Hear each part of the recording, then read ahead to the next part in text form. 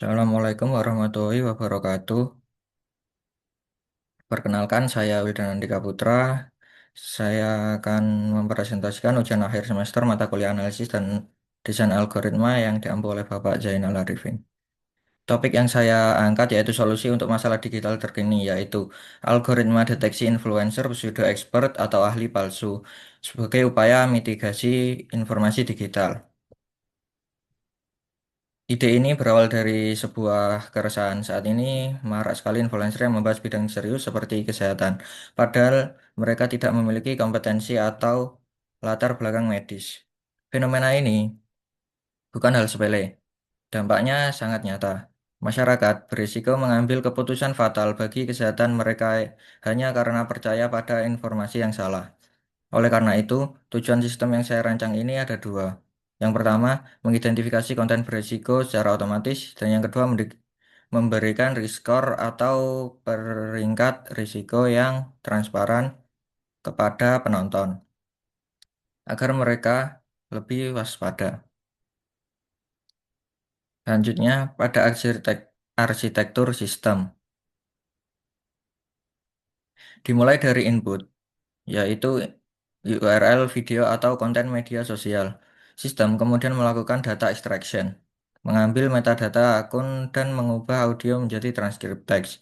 Inti dari sistem ini ada di tahap multilayer analisis. Di sini, algoritma membedah tiga aspek sekaligus. Yang pertama otoritas, yang kedua bahasa, dan yang ketiga adalah fakta.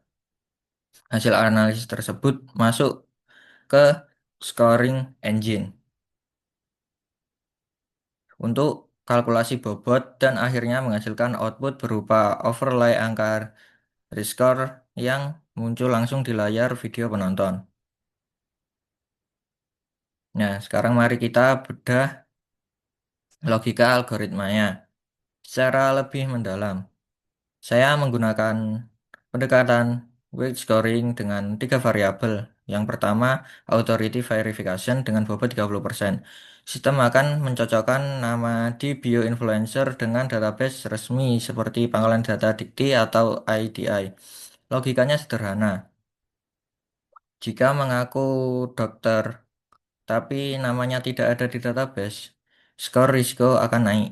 Kedua, semantik dan pattern analysis. Bobotnya 30%. Algoritma mendeteksi pola bahasa hiperbola atau absolut seperti kata pasti sembuh, rahasia, atau dijamin, dan sebagainya. Semakin banyak klaim absolut, semakin tinggi risikonya.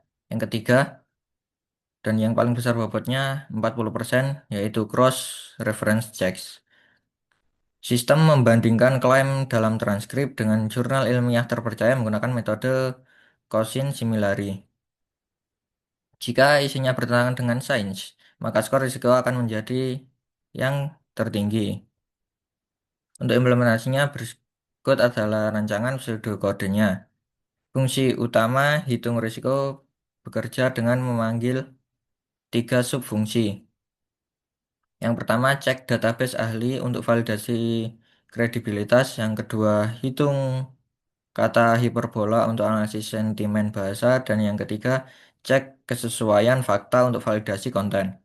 Ketiga nilai ini kemudian dihitung rata-ratanya untuk menghasilkan total risiko dari 0 hingga 100%, yang kemudian ditampilkan ke layar pengguna. Nah, seperti inilah hasil akhirnya di mata pengguna. Sebagai contoh, kita menganalisis video dari Dr. Saddam Ismail.